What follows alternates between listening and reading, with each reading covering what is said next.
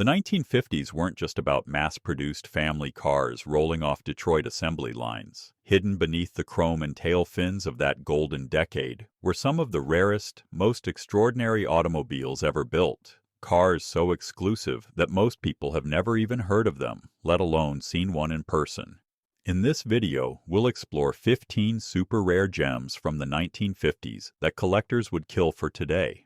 So buckle up and get ready to discover automotive treasures you never knew existed. 1955 Chrysler Falcon. You've probably never heard of the Chrysler Falcon, and there's a good reason for that. Only one was ever built. This isn't your typical concept car story, though. The 1955 Falcon was Chrysler's secret weapon in the sports car wars, designed to take on the Corvette before it even hit the market. Designed by Ghia in Italy under the direction of Virgil Exner, the Falcon featured a fiberglass body that was decades ahead of its time. The car sat impossibly low, with a sleek profile that made even the Corvette look bulky by comparison. Under the hood was Chrysler's potent 170 horsepower straight-six engine, paired with a 4-speed manual transmission. But here's where the story gets interesting. The Falcon wasn't just a styling exercise. Chrysler was dead serious about production. They'd already invested heavily in tooling and had plans to build 10,000 units annually. The car featured innovative design elements like a removable hardtop and sophisticated suspension geometry that wouldn't become common until the 1960s. So what went wrong? Internal politics. Plain and simple. Chrysler's board of directors got cold feet about competing directly with GM's Corvette. They worried about cannibalizing sales from their existing lineup and decided to shelve the entire project. The lone prototype was displayed at car shows throughout 1955, generating massive public interest, but it was too late. The Falcon disappeared into Chrysler's archives only to resurface decades later. Today, that single prototype is worth millions and represents one of the greatest what-if stories in automotive history. Imagine if Chrysler had pulled the trigger. The entire sports car landscape of the 1950s might have been completely different. It's a perfect example of how corporate fear can kill innovation, leaving us with nothing but tantalizing glimpses of what might have been. 1959 Cadillac Cyclone. Picture this. A car with a transparent bubble canopy, radar-controlled collision avoidance, and styling that looks like it belongs in a science fiction movie. That's the 1959 Cadillac Cyclone, and yes, it was real. Only 2 were ever built, making it one of the rarest cars of the decade. The Cyclone wasn't just about wild styling, though it certainly had that in spades. Those twin rocket-shaped projections on the front, they weren't just for show. Each one housed a radar antenna that could detect obstacles and automatically apply the brakes. In 1959, this was technology that seemed like pure fantasy, yet Cadillac engineers made it work. But the real star of the show was that incredible canopy. Instead of conventional doors, the entire top section hinged forward, allowing passengers to step directly into the cockpit. It was like climbing into a fighter jet, complete with aircraft-style instrumentation and controls. The transparent aluminum construction gave occupants a 360-degree view of the world around them. Under all that futuristic bodywork sat Cadillac's proven 390 cubic inch V8 engine, ensuring the Cyclone had the performance to match its space-age looks. The car could allegedly hit 100 mph, though with that bubble canopy, it probably felt like warp speed. Here's the kicker. Cadillac actually considered putting the Cyclone into limited production. They'd already solved most of the engineering challenges and had a working prototype that functioned flawlessly. But focus groups revealed a harsh reality. While people loved looking at the car, they were terrified of actually driving it. The claustrophobic canopy and radical styling were just too much for 1950s buyers. Both prototypes survived, though one was later converted to a more conventional hardtop configuration. The original bubble-top version occasionally appears at concours events, where it still stops traffic just like it did over 60 years ago. The Cyclone proves that sometimes being too far ahead of your time can be a curse rather than a blessing. 1953 Studebaker Manta Ray. Long before the Corvette became America's sports car icon, there was the Studebaker Manta Ray, a forgotten prototype that could have changed everything. Built in 1953 by Raymond Loewy's design team, the Manta Ray was Studebaker's answer to the European sports car invasion, and it was spectacular. The name wasn't chosen randomly. With its flowing lines and dramatic proportions, the Manta Ray truly did resemble its ocean-dwelling namesake. the car featured a low-slung fiberglass body that was decades ahead of anything coming out of Detroit. Those distinctive side vents weren't just styling flourishes either. They actually fed air to the rear-mounted radiator, an unusual configuration that helped achieve perfect 50-50 weight distribution. But here's where things get really interesting. The Manta Ray wasn't powered by some exotic European engine. Instead, it used Studebaker's own 232 cubic inch straight six, modified with a McCulloch supercharger that boosted output to an impressive 210 horsepower. That might not sound like much today, but in 1953, it was enough to embarrass most V8s. The interior was equally revolutionary. Instead of conventional bucket seats, the Manta Ray featured form-fitting shells that wrapped around the occupants like a cockpit. The dashboard was a masterpiece of 1950s modernism, with aircraft-inspired gauges and toggle switches that looked like they belonged in a jet fighter. So why didn't it reach production? 2 words: corporate politics. Studebaker's management was already stretched thin trying to compete with the big three in the mainstream market. They simply couldn't afford to develop a low-volume sports car, no matter how promising it looked.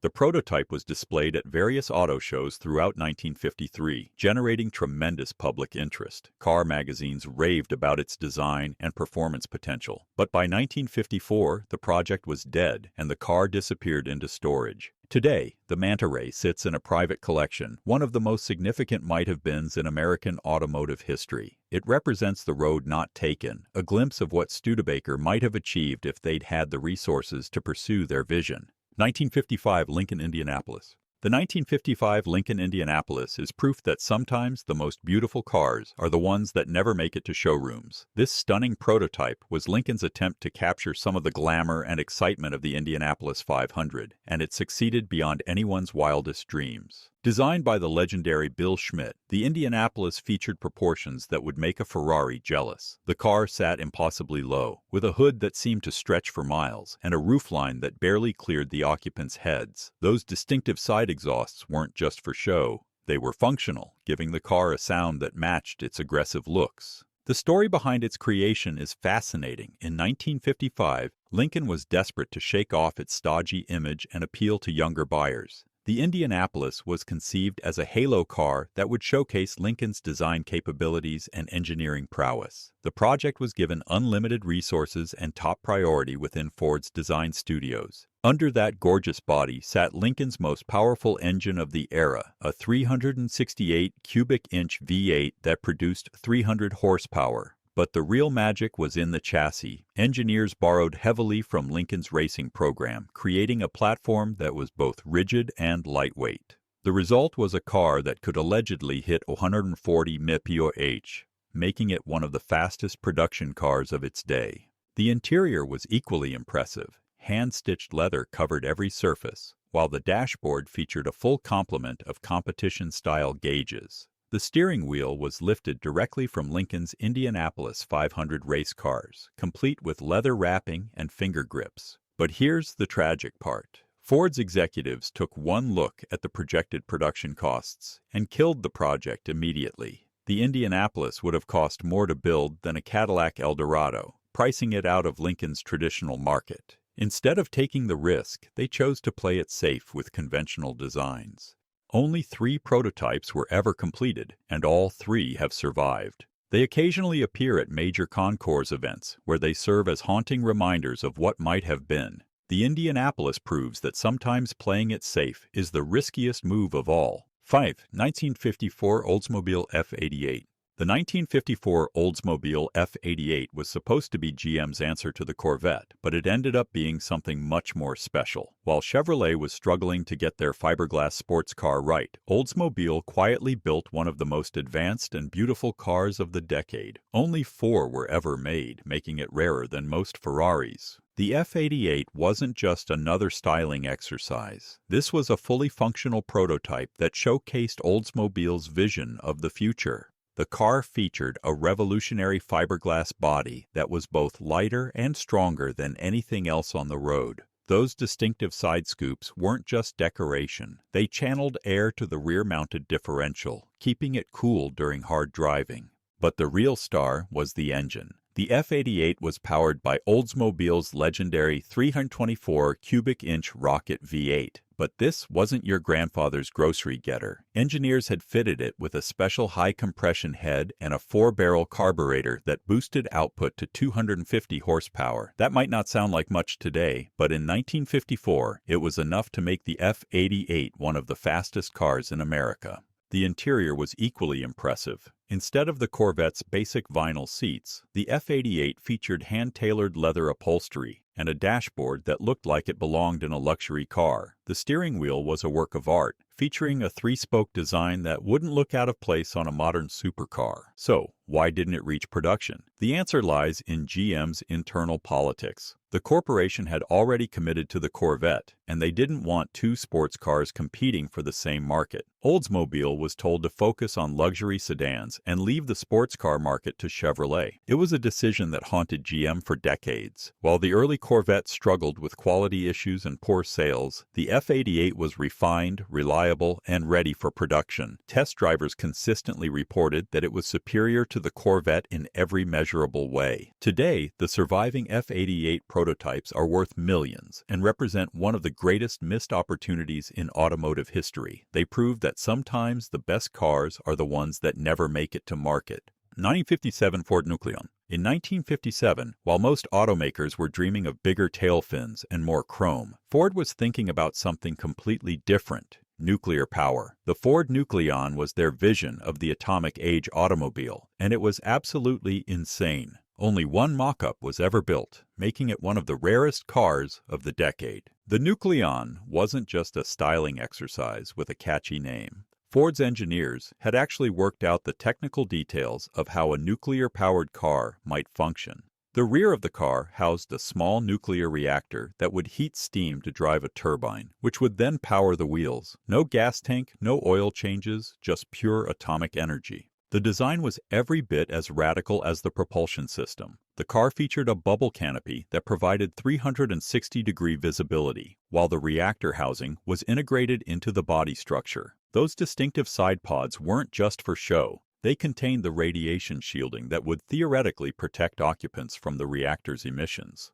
Ford claimed the Nucleon could travel 5,000 miles on a single uranium charge with a top speed of over 100 mph. The reactor would be interchangeable, allowing drivers to simply swap out depleted units at special service stations. It was like something straight out of the Jetsons, except Ford was dead serious about making it work. Of course, the practical challenges were enormous. The reactor would have weighed over 1,000 pounds, and the radiation shielding would have added even more weight. Safety concerns were off the charts. Imagine a fender bender involving a nuclear reactor. Insurance companies would have had collective heart attacks. By 1958, reality had set in, and the Nucleon project was quietly shelved. The mock-up was displayed at various auto shows before disappearing into Ford's archives. Today, it represents one of the most ambitious and terrifying automotive concepts ever conceived. The Nucleon proves that in the 1950s, no idea was too crazy to at least consider. It was an era when anything seemed possible, even if it probably shouldn't have been. 953 Buick Wildcat I. The 1953 Buick Wildcat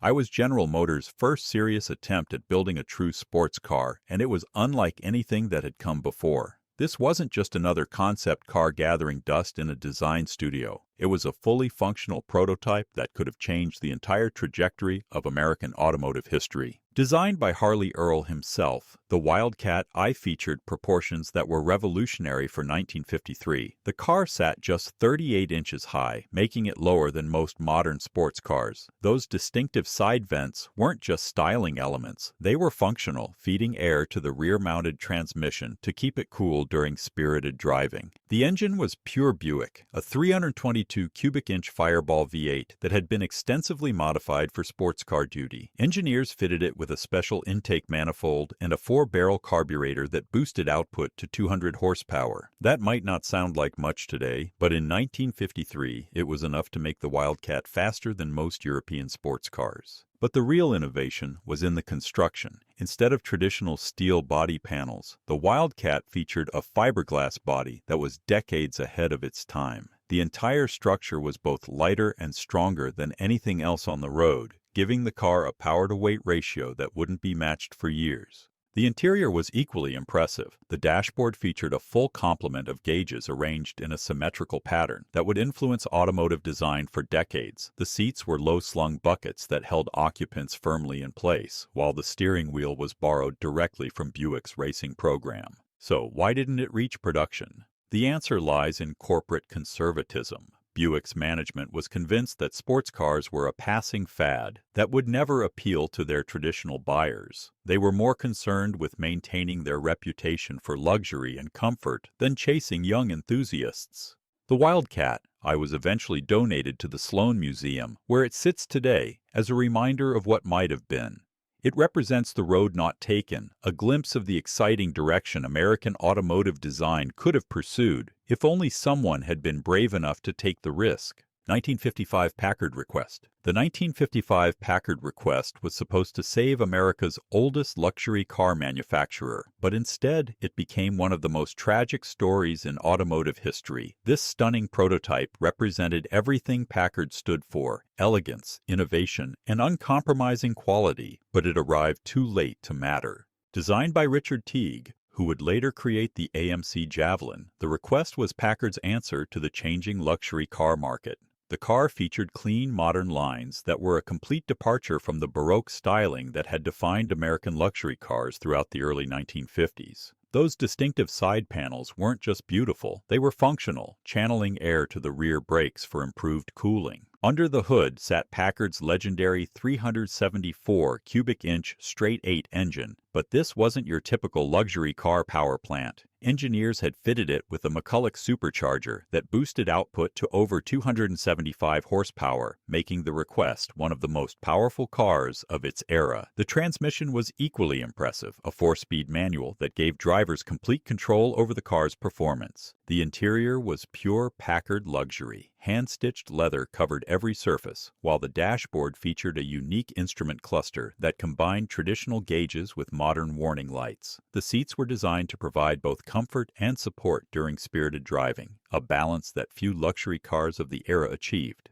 But here's where the story becomes heartbreaking. By the time the Request was completed in 1955, Packard was already in financial trouble. The company had spent millions developing the car, but they simply didn't have the resources to put it into production. The prototype was displayed at various auto shows, generating enormous public interest and critical acclaim, but it was too late. Packard merged with Studebaker in 1956, and the Request project was immediately canceled. The prototype disappeared into storage, where it remained for decades. It eventually surfaced at auction in the 1980s, selling for a fraction of what it would be worth today. The Request represents one of the greatest tragedies in automotive history. A car that could have saved a legendary manufacturer if only it had arrived a few years earlier. It proves that in the car business, timing is everything. 1959 Cadillac Eldorado Broghamtown car. Even among Cadillac's most exclusive models, the 1959 Eldorado Broghamtown car stands alone.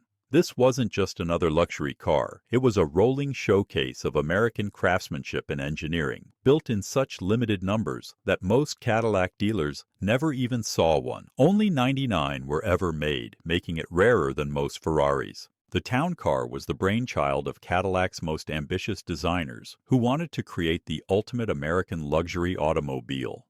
The car featured a stretched wheelbase that provided rear passengers with limousine-like accommodations, while the front passengers enjoyed all the amenities of a standard Eldorado Brougham. Those distinctive rear-quarter windows weren't just styling elements. They were functional, providing rear passengers with their own private viewing area. But the real magic was in the details. Each car was hand-built by skilled craftsmen who took weeks to complete a single vehicle. The interior featured genuine zebra hide upholstery, sterling silver trim pieces, and a full bar complete with crystal decanters.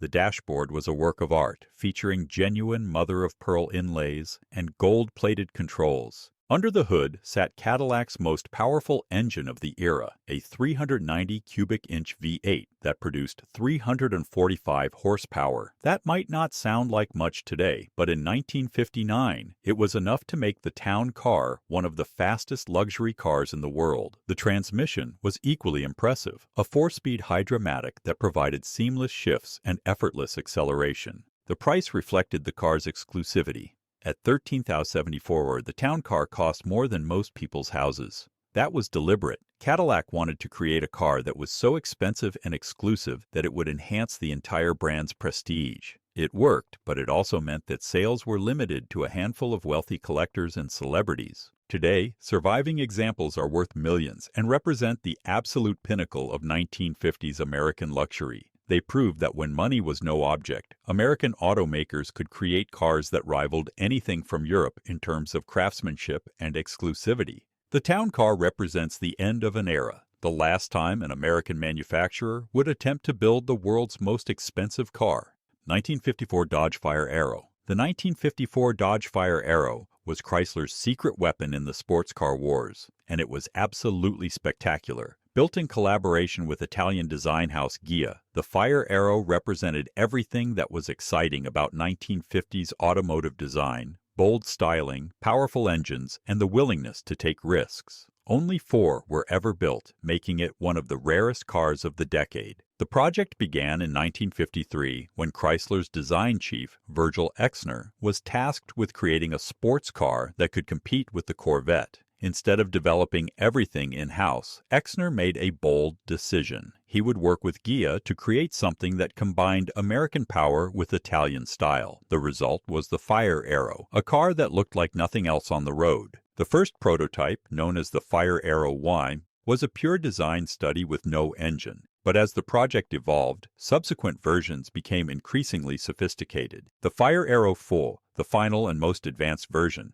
featured a fully functional drivetrain and suspension system that showcased Chrysler's engineering capabilities. Under the hood sat Chrysler's legendary 241 cubic inch Hemi V8. But this wasn't your typical family car engine. Engineers had fitted it with a special intake manifold and dual carburetors that boosted output to 170 horsepower. That might not sound like much today, but in 1954, it was enough to make the Fire Aero faster than most European sports cars. The body was pure Italian artistry. Ghia's craftsmen had created a shape that was both aggressive and elegant, with flowing lines that seemed to move even when the car was standing still. Those distinctive side vents weren't just decoration. They were functional, feeding air to the rear brakes for improved cooling during spirited driving. But here's where the story gets tragic. Despite generating enormous public interest and critical acclaim, Chrysler's management decided not to pursue production. They were already committed to their existing model lineup and didn't want to risk cannibalizing sales from their mainstream cars.